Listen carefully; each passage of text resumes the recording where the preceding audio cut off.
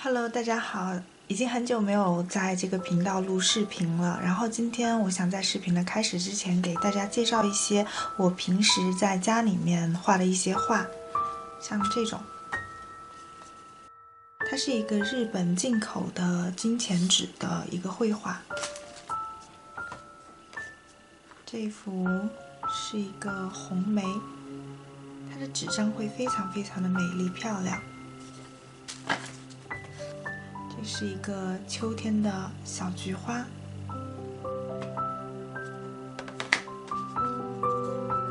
这个是一个梅花，这可以看到在光线上它会闪烁不同的光芒。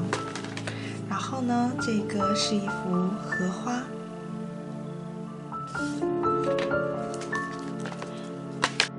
如果大家对这些画比较喜欢的话，可以加我的 Facebook， 然后我的 Facebook 在我的视频简介里面。